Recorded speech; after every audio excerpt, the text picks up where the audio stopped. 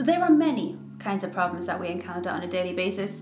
There's everything from task-related issues to a whole range of existential crises that float into our line of vision while we're trying to mind our own business. And there are many strategies of dealing with some of these problems. If you're trying to do a task and you need a specific tool for that task, great. But unfortunately, for most of the problems that we bear as humankind, there are no quick fixes, because being human is quite a complicated business. We have to deal with the knowledge that we and everything we know and everything we love will one day not even be remembered. We have to balance being our own person with being useful in a community, and we have fear, doubt, and self-protection sewn into the very fabric of anything worthwhile. And all of this can be so much to confront that we unintentionally or even intentionally ignore it all in favor of pleasant and often numbing distractions disguised as solutions. And it's important that we understand the difference between dealing with a problem and being distracted from the problem, because people will try and tell you that there are solutions for all of your problems. People will sell you the latest gadget, the latest gizmo, aplenty, a new app, a new fashion, a new trend, a new thing that you will have to exchange either money or your attention for. And this encourages us to keep thinking that our problems, even the most large-scale existential ones, can be solved by external things. Whether it's a fear of not belonging, a fear of death, a fear of being unattractive or unworthy or left behind or not manly enough or not womanly enough or a bad mother or a bad father, or you know, you name it. It is ludicrous when you think of it from a detached place like we are right now, but it is so effective. That is why they keep doing it, because it works. It really works. So in the interest of equipping ourselves to be able to deal with this, I have put together a list of things that at one point or another I thought might just be the answer to all of my problems. I thought if I just have this thing or just do this thing, then everything will somehow magically be better and just fall into place. And I suspect that if you had challenged me at the time on this, then I would have logically known that I couldn't fix all of my problems with one swoop of a purchase, but I don't think that would have deterred me from going after what I had decided was the solution, because ultimately I didn't have a strong enough relationship with myself or trust myself to make things better. So I put my trust in external things, or often blamed external things. And problems, especially big problems, are just never fixed that way. We just carry them around with us, hoping that everything will be better one day. So here is a list of things that at some point or another I thought might solve all of my problems, but they didn't. Or they wouldn't, ever. Number one, moving abroad or moving to the country or moving to the city. Moving away in some form. It is really easy to convince ourselves that we wouldn't have the problems we have now if we lived somewhere else, somewhere that we've probably idealized in our minds. And sometimes moving can be the answer if you're living somewhere unsafe or if you spend most of your time commuting, for example. But I think the important question to ask yourself is, when you picture yourself in your new environment that you have decided is the answer to all of your problems, who are you? Are you the same person as you are now, but just somewhere else?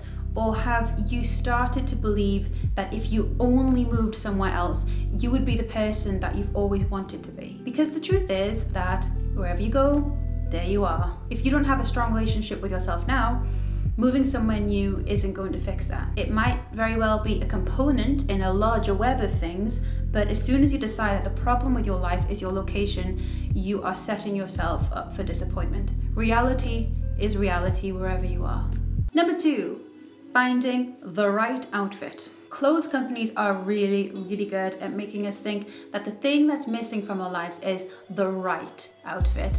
And this is what makes us want to buy more. It's not that the consumer wants to own the most clothes necessarily, but it's more the hope that maybe the next thing we buy is the thing that will change everything. And clothes are marketed to be so closely connected to things that are so important and human, things like confidence and self-worth, value, personality, uniqueness, a social life, a romantic life. And sometimes clothes are a solution because there's practical things like raincoats and wellies, waders, for example, they are solutions to actual problems. But fashion and trends rarely are. And again, it can be a contributing factor. I did a video on how clothes affect the way we think, which I'll put in the card above, but they are not the solution that they are marketed to be. Number 3, the right gadget. We are very lucky to live at a time when there are so many ways to make our lives easier. And again, sometimes the right gadget is a solution. If you need to print something, then you need a printer. If you need to blend something, then you need a blender. But they will not change anything past the job that they are designed to do. And I think the perfect example of this is power tools, because they are often marketed as manly and as the potential for all the things that you could do with it. You know, you're looking at a miter saw, but what you actually see is the cabinets you could build and the workmen you won't need to employ now and the money you'll save and the new kitchen, but it's just a saw.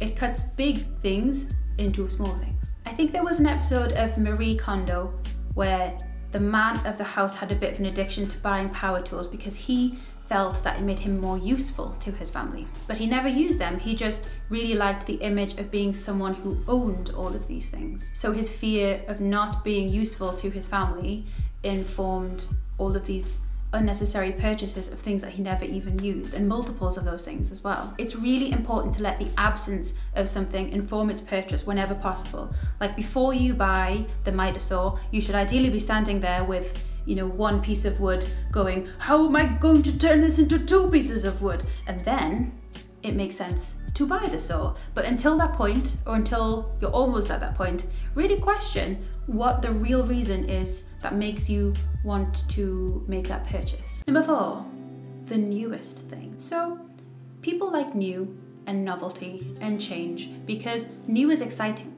and it's the future and it's like a signpost that life is different now, and we want to be part of that. But the problem with valuing new is that you're always having to chase it. You don't have to own something that long before it isn't new and shiny anymore. And often we fear being left behind or fear having our worth questioned, and so we compensate by chasing trends. So if it's the newness of something that you value, then it might be worth questioning why. Number 5, the right life plan and the notebook to write it in. Planning can be useful, but it can also be absolutely crippling. The world is completely unpredictable with a near infinite amount of things to consider while we're trying to plan our lives, or plan anything, in fact. The problem with planning comes when we think of it as the step that needs to be completed before doing. So we wait and wait and wait before we feel we can start, because we want to have planned thoroughly and be prepared for anything and feel comfortable taking the first scary step. But the thing is, anything that matters won't feel comfortable at first. It doesn't matter how much planning you do. It's so much more important that you start. But planning can sometimes turn into this comfortable bubble of convincing yourself that you have already started. And maybe you have, but also maybe you're trying to delay the scary part. Starting will give you more information about how to proceed that you can't have known in the planning stages. It's fine to have a plan, it's encouraged to have a plan, but don't let that stop you from actually starting. Number 6, minimalism. So, as you know, I love minimalism. It has positively impacted my life in ways that I never thought were possible, and it's through minimalism that I learned all of this. I learned about myself and about what's actually important to me and about all of the things that are just convenient illusions. But it in itself is not necessarily a solution. I think that I can actually encourage some quite neurotic behavior if you go into it thinking that it will fix all of your problems. If you could only get rid of more stuff, then you'd be happy. There are many vehicles in life that can teach you about impermanence and get you to a place of peace where you can quiet the noise of external crap and learn more about yourself and how your mind works. And minimalism is great at this because it starts off really practical, and as your world gets better organized, so does your head. It's an amazing thing, and the effect sometimes feels a bit like magic, but it isn't magic. It's more of a tool or a path. Even. You can get to the destination in many ways. Stoicism, Buddhism, or anything spiritual that focuses more on your internal world than the external world. I think these are all paths to this place of detachment and peace and freedom.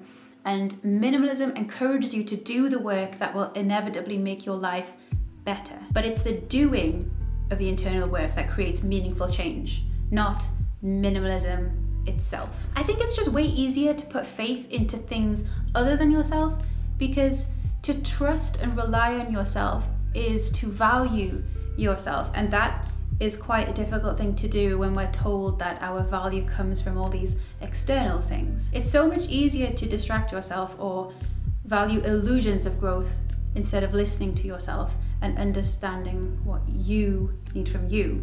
It's really tricky. And the world is so loud. It's so easy to spend full days without checking in with yourself. Which reminds me, actually, I've just downloaded a really good meditation app called Medito. I used to have Headspace, but I prefer free things, and yeah, it's completely free, no in-app purchase, not sponsored, I will just add. And there's loads of different types of meditations on it, and it's really good. Best one I've used ever. And I know you don't need an app to meditate, but I do quite like being supported through the process. But I think meditating and journaling and, you know, even literally having a chat with yourself, talking out loud to yourself is so important. Like, I think talking to yourself can sometimes be seen as a bit delusional, but words are amazing for organizing thoughts. They can also be a bit limiting, but you can make great personal progress just having a chat to yourself, or to your cat, or your dog, or your hamster, or whatever. And something else that is relevant here that I will just do a tiny plug for is that I wrote a monthly guide workbook, which is a set of exercises that you can use to reflect on the past and look forward to your future and help develop your relationship with yourself through time spent with yourself. The guide asks you to think about important questions that you might be avoiding, and it essentially exists to hold your hand through the experience of confronting yourself, because that's not a very easy thing to do. I've had some really good feedback and I am quite proud of it, so if that's something you think you could benefit from, I will leave a link in the description. Sometimes you have to put in quite a lot of work to find out what the problem actually is, but the more you do it, the better you get at it. So, you know, if I'm stressed, for example, I start looking at things to declutter, so that's how I know I'm stressed. And if I'm feeling unworthy or unattractive, I start looking for things like for clothes to buy on Depop. And these things make me feel better in the short term, but there's a lot more simmering underneath that I know needs confronting, because it'll come out in ways that I don't want it to if I don't actually face it while it's still like a bud. Question for the comments.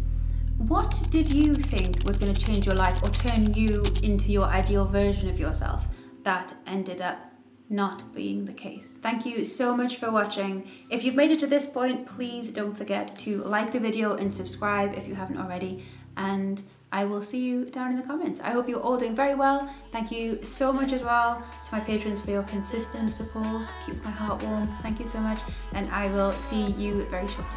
Bye. I always love the sound of a bright flame beating in my